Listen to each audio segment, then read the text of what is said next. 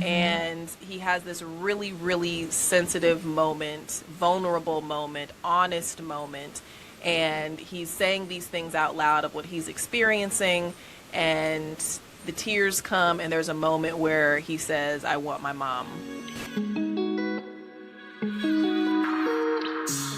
Hello and welcome to the Life, Language, and Lyrics podcast, where we explore our passions, live with purpose, and face our fears. I'm Alaina, or some of you may know me as Dr. Davis. I'm a professor, speech language pathologist, baker, and lover of people with a mission to bring a little Southern comfort to your day. This episode is going to be a mix of passion talk and neuro news. Where neuro news is where we like to highlight different stories and other very important information about brain injuries with a special focus on sports-related concussion. And the goal is to spread awareness and education on the effects of brain injuries and shine a light on the critical role of speech-language pathologists and other professionals in recovery and support. And y'all, I'm so excited because my brain bestie is back. Dr. Kelli Utenham. Hi, everybody. Well, I'm glad to be back. Thanks for having me back. Yes, I'm so excited. So, Dr. Kelli is a returning guest, as I mentioned. If you didn't see the first episode, she is a speech language pathologist, certified brain injury specialist, educator, and founder and CEO of the Brain Talk Foundation. The last time we talked about her journey in concussion care, and today we're celebrating a few of her wins since we last talked life, language, and lyrics. All right, Dr. Kelli. Thanks for having me back. I'm so excited to be here and so excited to dive into all the things life, language, and lyrics. Let's go. Yes, I'm super excited. Now, it's been a little while since we've gone live on IG, but we have been able to do some things together since then, especially to amplify our Brain Bestie collaboration, which has been so exciting. Check the shirts. Check the shirts. Yes, shirt check. Let me see if I can get my Brain Besties. I guess the first thing, for listeners who heard your first episode, which was about last year, I think. Maybe longer. Yeah, maybe a little bit longer. What has changed for you since then? And it could be personally or professionally. Now, we don't have a lot of time, Dr. Kelli, so you can't. It's a lot. It's a lot of good things, but tell us what's changed. Well, thank you for asking. And it has been a long time, so long that it seems like neither one of us really can remember the exact timeline. It's definitely been a year, over a year, but so much has changed. I'm now a full-time professor, assistant clinical professor at Northeastern University. So I've got to tip my hat and thank you because you have served as not only Brain Bestie, but I get to come to you with questions about academia and different situations. So I appreciate your guidance and your patience with me as a newbie. And I am now an authoress. I'm so excited that I have published my book, The 25,000 Mark. It's not just a concussion. We can talk about that in a little bit. I'm very excited that I am now a TEDx speaker. I took the stage a couple of weekends ago. And thank you. It's wonderful to have so much support. But the mission that I'm on to continue to raise awareness about concussions, traumatic brain injuries, and CTE in athletes and other at-risk populations continues. You came and spoke as the keynote for Brain Talk Day 2025 last year, and you brought your wonderful students down, so we are so grateful for that. And we just finished with Brain Talk Day 2026, so there are a lot of things that are in the works, and I'll be happy to come back on and talk about those, but we're currently gearing up to start a training workshop, class session, however you'd like to call it, for parents so that they can learn about the signs and symptoms and protect their children's brains.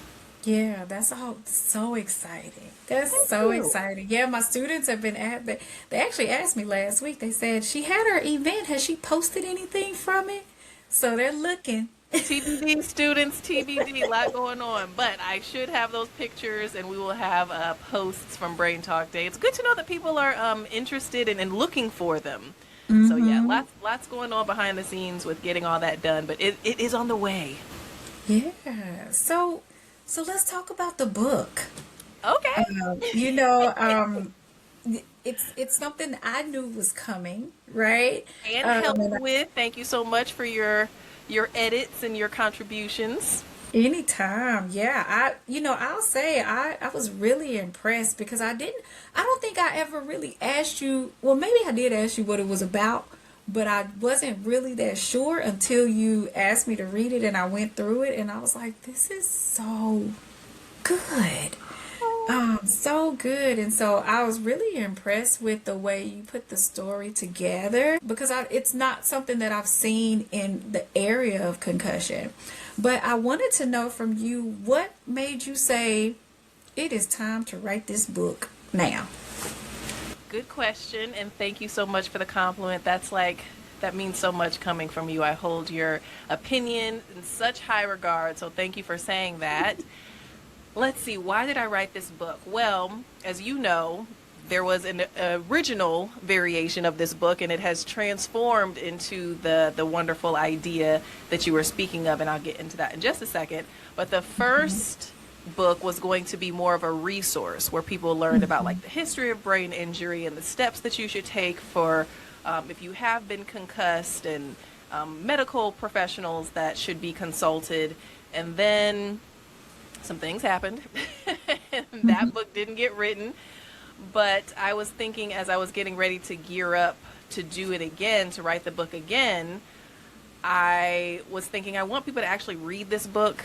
And I think while you and I can dive into resources about brain injury and the history and those lobes and hemispheres and all the things that we love and can just get lost in and often do, I was thinking I want other people to read this and enjoy it and actually take something from it. So it was time to write the book because, as you and I know, we go and talk on different stages and we have our podcasts and we do our best to raise the awareness, but we can't be on every single stage. And if I can provide something for the world to digest in a more consumable way, which is in a storytelling kind of way, I was leaving the gems, the bits and pieces of information so that people can expand their perspective, expand their view of what brain injury is and how it impacts relationships and people's everyday lives. Yeah, that sounds smart. And I agree with you. There are certain things that we love and other people are looking at us like, okay. Right, right. Okay. Right, but when you can put something in a narrative form, it really can draw people in, and it helps with connection. When people hear things in terms of a story rather than just a bunch of facts being thrown at them, it's easier to connect to because they can relate. Absolutely. And something that resonated with me is there was an athlete that was at Brain Talk Day, I want to say 2025, and the book was being written during this time. And he said, instead of trying to scare people, like maybe talk to them like without the fancy words. And I had to have a moment and share with him like my intent is not to scare. And so I make sure that I share that with people when I give talks. Like, this is scary information, but my intent, and I know your intent, is not to scare people, but it is scary information that we talk about. Yeah, that's true. And it's a balance, right? To figure out how to share all of these details, but like you said, it can be hard. It can be scary, but how do we give it in a way where we're not like making people terrified, which also can push people away. So I think that you did a fantastic job of making it, like you said, digestible, but also something that doesn't feel scary. And I'll be careful because I don't want to tell. I Appreciate don't that. want to tell a story, but I think you just do a good job of making it seem like something that's realistic and something that people can handle. I think that's a good way of putting it. It makes it like it's not just this far away thing, but it's something that people can work through and handle, and then there's resources Yes, too. I wanted to make sure there were resources that were included. And I like the feedback that I'm getting that people are connecting with the character, and they may say like, oh, I experienced this, or my son experienced this, or I had a teammate who experienced this, or, my friend, they're going through it, with their partner because of what's happening on the field with their child. And there's with the way that I tell it from the perspective of three different angles. So I tell it from the perspective of the main character, Brett, and then I tell it from the perspective of both of his parents, and then I tell it from the perspective of his coaches.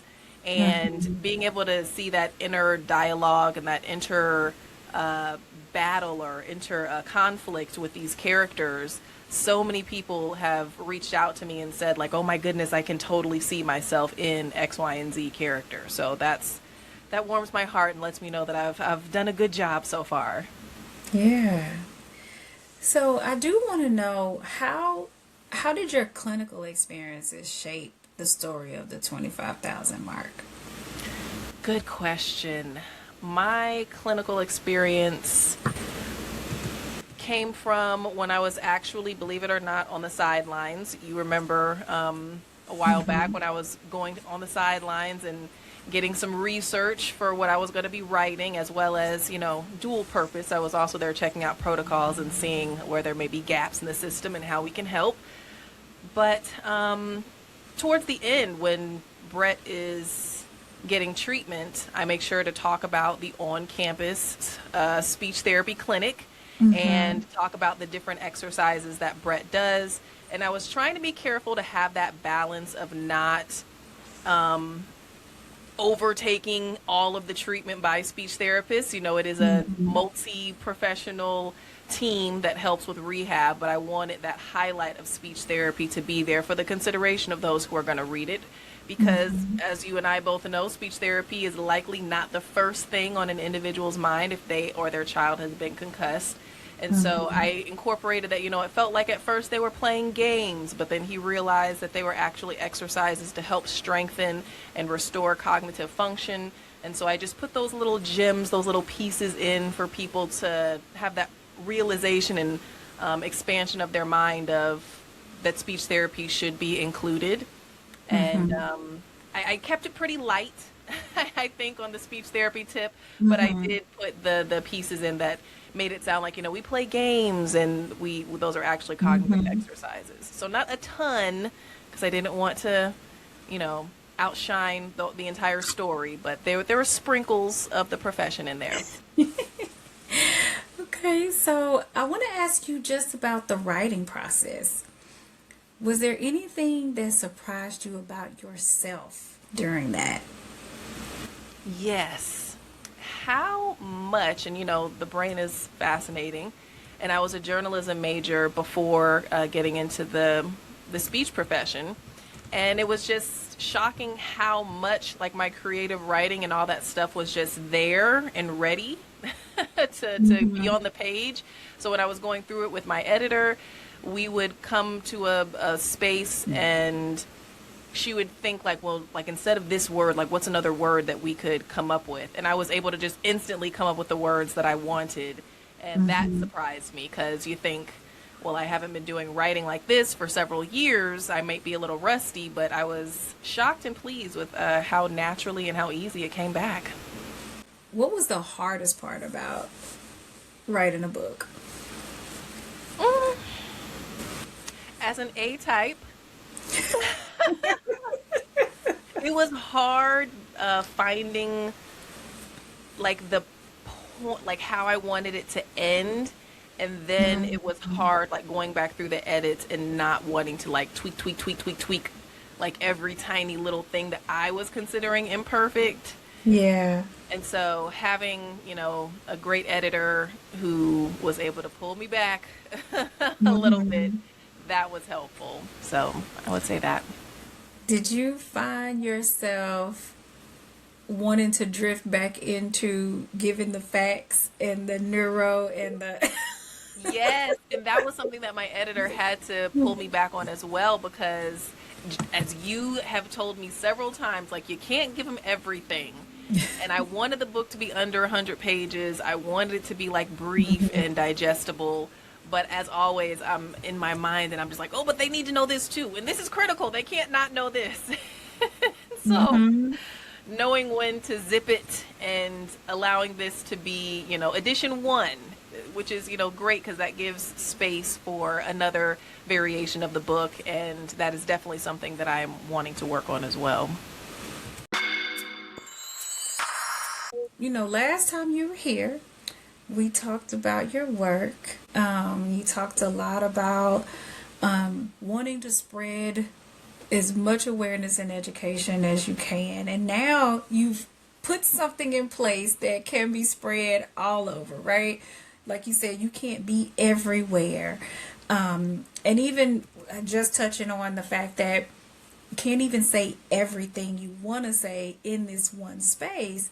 But what do you feel like your book allows you to say that sometimes the clinical conversations don't? I think it really gives a visual, if you will, mental visual of what is really happening. Because like we just talked about, clinical mumbo jumbo, that's not going to resonate with everybody or excite everybody. But when people can read it and see themselves in the characters, see themselves in the conflict and the grades that may be dropping for an athlete, the conflict in relationships. I was just listening to your episode, your podcast episode with your students, part one, and they were talking about the difference in relationships when brain injuries are involved and how depression can be a part of that, because you're not only wondering what's happening to me as the individual who's getting the repeated head injuries, society is looking at you like, what's wrong with you? Because as we talked about, they are invisible injuries. So being able to put something into the world where people can just grasp and familiarize themselves with things that they could be experiencing and not having an answer to what's going on is, I think, a important piece. Yeah. And I think it's helpful because, a lot of the information that we get comes from articles, lectures, and only a subgroup of people really truly have access, because articles a lot of times cost money unless they're open access, right? And it's usually other scientists and other researchers who are going to these articles. And then the lectures, you either have to be in class or you find the workshops. I mean, you're getting ready to do some that are going to be really helpful for families and communities. But being able to create a book that is not just solely in the academic space, I think is really important right now. Thank you. So let's get a little bit into some of the things, not telling the story, right? Because we want people to go get the book. But this, I think, aligns with wanting to spread education, because this is something we talk about all the time. But what are some of the subtle cognitive communication challenges that show up in the book that people often overlook? Ooh, okay. Let's see here. Well, for context for your listeners, the main character's name is Brett, and Brett has two wonderful parents, and he also has a set of twins for siblings. They are younger than him, Braxton and Bridget, and the Bridget is a feisty little sister. Oh, but Bridget's a diva. Yes. Bridget is feisty, and she's going to tell you what's what, and she doesn't care how she's delivering it, but you're going to get it. And she comes and talks to Brett about how his behavior has changed towards her and her brother, her twin brother. And she says that Brett has been meaner to her and to Braxton and to Mommy, their mom, and talks about how he's very short-tempered, and also that he's been forgetting things like her and Braxton's birthday that had recently passed. And then there's a moment where Brett gets quite overwhelmed emotionally with all of the questions that he has about the condition or the symptoms that he's experiencing. So in the book, Brett, traditionally has had no problem with the ladies. And now he's noticing that he is having a much difficult time in many social situations, as well as his memory, his ability to recall plays and practice. And so the quote unquote trouble that these deficits end up getting him in are just a few of the clinical signs and symptoms that can be noted or picked up in the book, the subtleties. That's good. That's good. And that even just hearing that is very relatable, right? Your little sister. You know what I imagined when I was reading that part? Hell. Once Bridget came into play, I was thinking of Blackish. And Yes. the twins. Marseille Marceau. I don't know if I'm saying that She right. was Diana on the show. Yes. And I was like, oh, this sounds like Diana, because this little girl is telling it like it is. Very much so. But she actually is based on a real person. She is based on my manager. Okay. Okay. She is just like my manager. Very sassy, on it, always right, very direct, and you're going to get it how you're going to get it. Take it or leave I it. love that. I love that. So let's talk a little bit about ways that the book highlights gaps in care, because I also assume that one of the things is not just to say this is what concussion looks like, but this is also what you can do or where you can go, or even how you can advocate for yourself. So like in terms of gaps in care, advocacy, or awareness, in what ways do you address that without also telling too much of your story? So there's a lot of human focus, so a lot of real life resistance, if you will. So I incorporate how the mom, her name is Angela, she's really pushing, saying like, I know something's not right. I know something's not right. The dad, Marcus, he is a former football player, so he's proud that his son is playing, and he is, pushing that idea back. No, he doesn't need anything. And there's a moment in the book where Marcus and Angela really get into a heated conflict, and the agitation or the frustration on Angela's part is the lack of care that was provided, because Marcus, the father character, is saying, no, he doesn't need anything. He doesn't need anything. So there, I think that's realistic to where people can explain away symptoms or say, this is how it was when I was playing, and that's why he's okay. Look how I turned out, kind of a thing. So there's a gap there just in Brett doesn't even get the consideration for care because of the experience of the dad and the position of the relationship with the mom and the dad. The dad is leading. But there's also talks of neurooptometry, so I will mention specific medical professionals that should be a part of the intercollaborative team. And we talk about the mental health component. And so while I'm not necessarily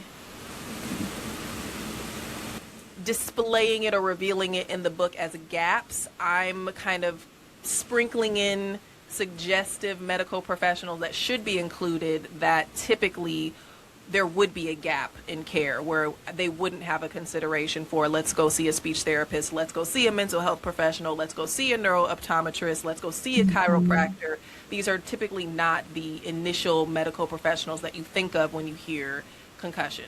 You think of doctor, you think of physical therapist, you think of neurologist, sometimes you may think neuropsychologist, but the previous professionals that I mentioned typically are not at the top of that list. That's very true. Very true. Okay, now who do you feel like this book was written for? Is it patients, clinicians, families, athletes, all of the above? I'm going all of the above. I think everybody needs this information. Falls are the number one cause for brain injury, and because we're all at risk for a fall, I think we all should know what those signs are. And as popular and important and sacred as sports are to this country and to the world, different parts of the world, it's critical that everybody grab a copy and read this book, because it does expand people's perspective that maybe these bumps on the head aren't just bumps on the head. Okay. And as SLPs, how do you feel like we can use this storytelling as a part of our clinical practice or advocacy? This book is great as a case study. It's a great read, but it's also great for a case study, because if you were using it in the classroom, student clinicians or students who haven't gotten to the clinic yet, especially if they have an interest or a focus in the sports side, like in your clinic or your lab, excuse me, in your lab. Both? It's both? Okay, both clinic and lab. That's right. Anyways, but this is a great resource or a great tool, because the signs and symptoms that Brett is starting to experience, that can be realistic, that a parent or a loved one or a teammate or a coach or an educator explains those things away. And that is a great way for students to identify, see that these things actually happen, and work through, have examples and cases where you can work through speaking with parents or individuals who are in close proximity to an athlete, speaking with them about why these symptoms are showing up. Also, having scenarios where there can be resistance, because you could break this down and say, okay, how would you communicate with the mother? How would you communicate with Brett? How would you communicate with the father who is resistant? Being at the bedside, you really do see individuals who don't want to hear what is factually, what we as clinicians factually know to be true. Okay. A few things. I think there are so many more. Educators need this book so that they have a perspective of what their students or their student athletes could be experiencing. Parents, and knowing how and what kind of steps to take to have communication with their children. Yeah. This sounds great. Multitude of ways to be I'm used excited in an educational fashion. Yes. All the things that can come from this. Let's see here. What else do I want to know about this Ask book? me anything.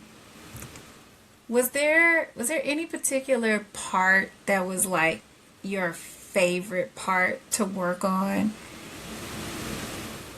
Was it like any part of the story that you were like, oh yeah, I'm in my bag right now? Or I really liked the parts where I felt there was going to be some hard hitting, like this is going to resonate. This is going to hit home. The emotional moment that Brett had when he was in his room trying to sleep, because that was another symptom. Sleep is off, either sleeping too much or not sleeping as much. In the book, I'll give this little piece away. Brett is having a really hard time getting a full night's sleep, which we all know we need good sleep for good brain function. And he has this really, really sensitive moment, vulnerable moment, honest moment. And he's saying these things out loud of what he's experiencing, and the tears come, and there's a moment where he says, I want my mom.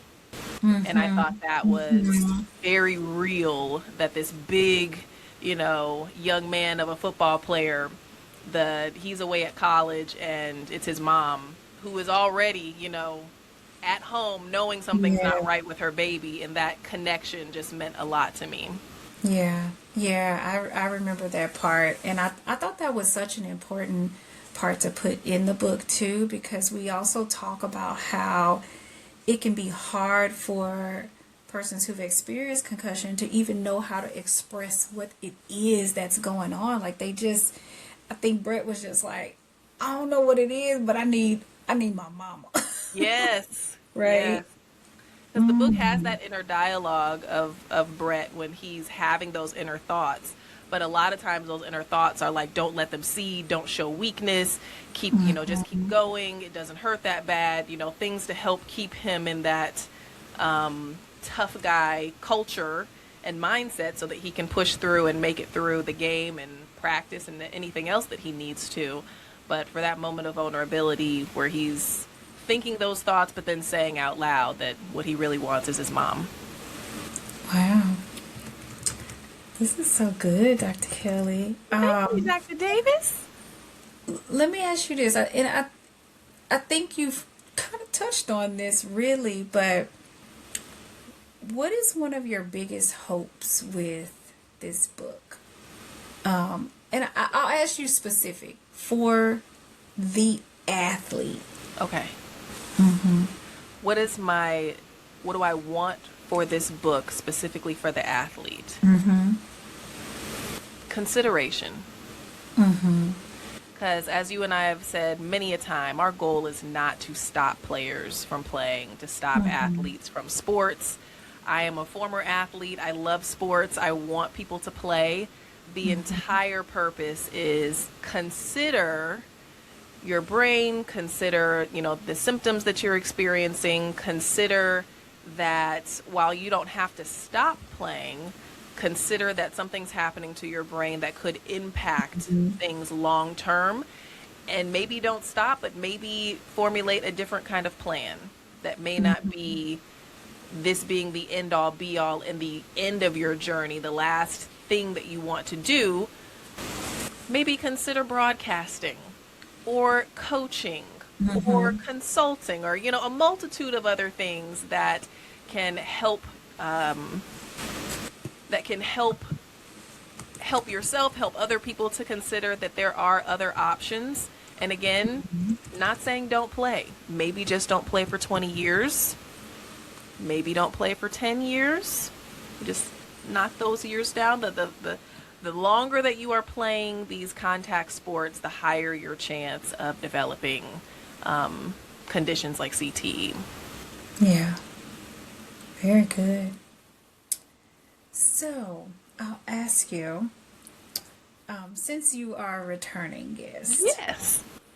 If the version of you from the last episode could see you now, what would she say? That's a lot. And that sounds like a rap. No. Mic drop. You said that's a lot. You're like, that's it. Lot. That's it. I mean, yeah, just thinking about all that has transpired since our last chat on the podcast. I'm just thinking about flights that have been taken, stages that I've been on, new opportunities, boards that I'm serving on. Super excited about board of director positions that I'm working on, especially on the medical side of things for the profession. So I'm thinking about my calendar and how that looks right now. Just like, yes, that is a lot. But I think I would also say I'm proud of you. Giving myself that grace. Yes, it's a lot, but I am proud of myself for the work that I've been able to accomplish in this amount of time. And I'm very, very proud of the support that I have, yourself included. Oh, well, I am proud of you, Dr. Kelli. Thank you. You've been moving and shaking. All doing God. all kind of things. Yes. All God. Yes. Well, when you're moving in your passion and your purpose, or your purpose and your passion, right? He'll bring those blessings to you. He'll open the doors. He'll support you along the way. And even sometimes he might close some, but it usually is for a good reason, right? Because he might have a bigger door, or a door with something even better behind it. So, congratulations. Thank you very much. And that very word is why I am patient and I am obedient. So even when things seem like they're not going right to what my perspective may be, or the world or society's perspective may be, I do my best to wait for the lesson and be patient. So I completely concur. Okay. We're at my favorite part. Ooh, me too. It's all been a good conversation, but now we get to talk about the lyrics. So the last time you were here, since the last time, you've done more, you've created, you've now published, you've TED Talked. Congrats. Thank you. So let's soundtrack this version of you. Ooh, okay. All right. So I got some questions, and you're gonna have to give me a song that represents that, and in some way represents you. Okay. So, kind of tied into the last question I asked you, what song do you think represents your journey from our first episode to now? Oh man, I was listening to the episode and I was hoping you were going to give me the question about the song that comes to mind when we think about this work. Oh, well, there might be something similar to that. Okay, good, because I had that one in my head. Okay. What is the song that I would say that represents my journey from my initial appearance on the podcast to now? This Girl Is on Fire. Oh, By Alicia Keys. Keys. Yes. I like that. I like that. Yeah. Ooh, you need to now. We're gonna have to put that one in the background of the reel. I like that. Team it up. Yes. Okay. What song captures the emotional core of the 25,000 mark?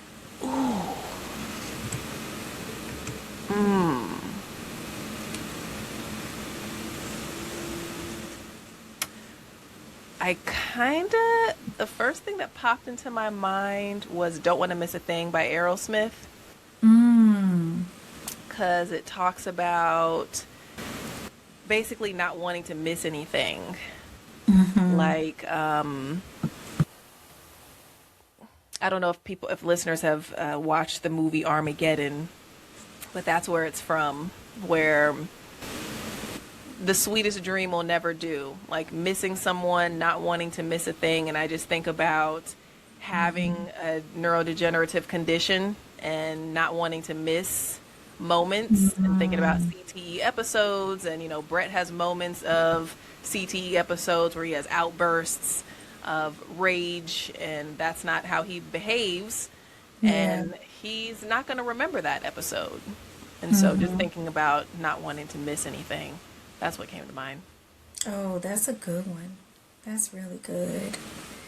So, I guess we would say opposite of that. What song represents healing, clarity, or reclaiming of self? Healing, clarity, or reclaiming of self.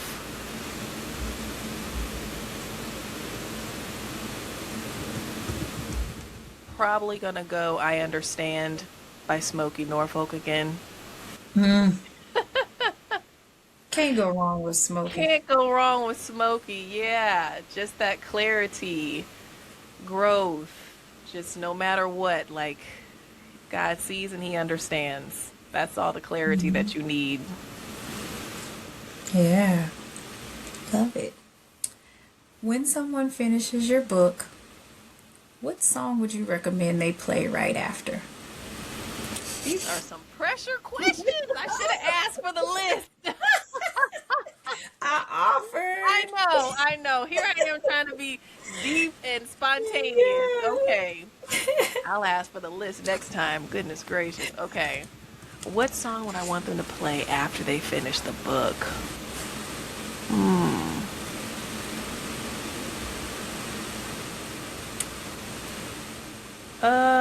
What's the...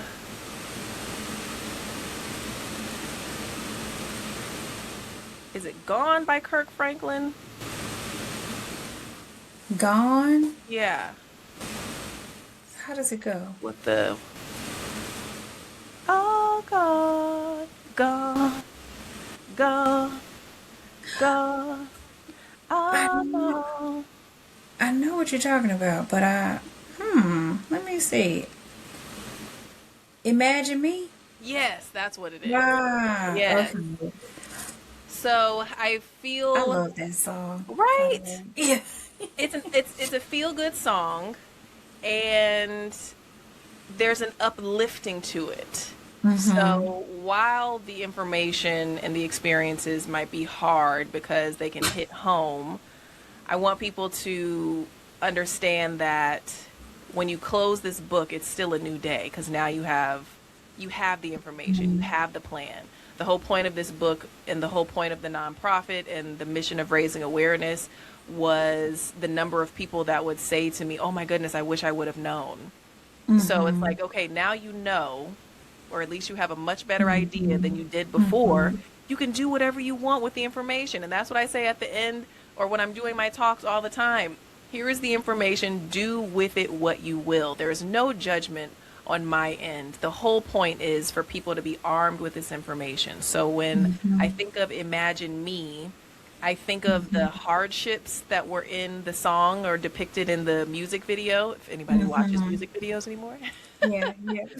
But the hardships that people were experiencing, and then kind of like the weight that gets lifted off of them when they have that realization of God and him making it all right. And so when people are done with this book, they may have answers to things that could, have that weight come off of them.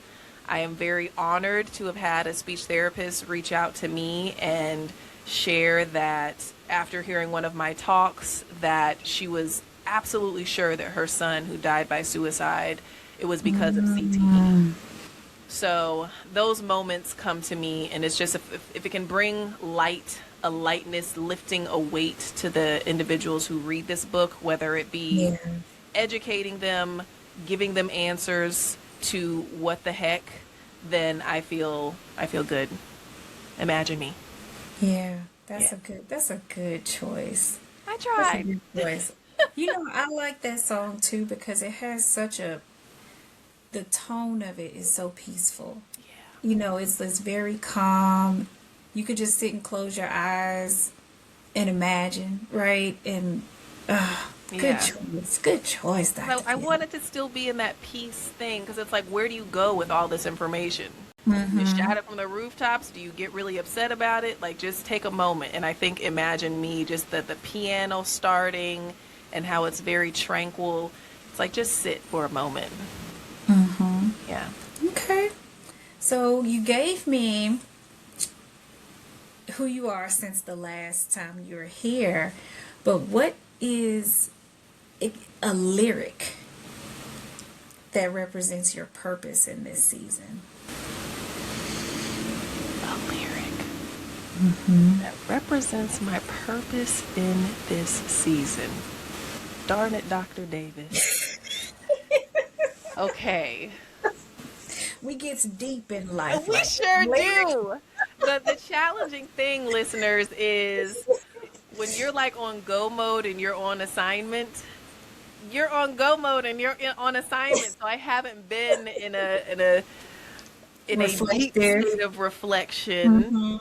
I love this because I feel like this is one of those moments where you get to like really go, this is what I've done. Yeah, and you know what? I have not had that moment because there's like, ooh, a training workshop. Let's build that. Yeah, yeah. The ideas keep coming, and then I'm on to my next thing. So, okay, let's see. A lyric for the moment, like this moment In this season. in this season. Okay, so that means I need to reflect on this season. Okay, growth, development, products, education, awareness, expansion.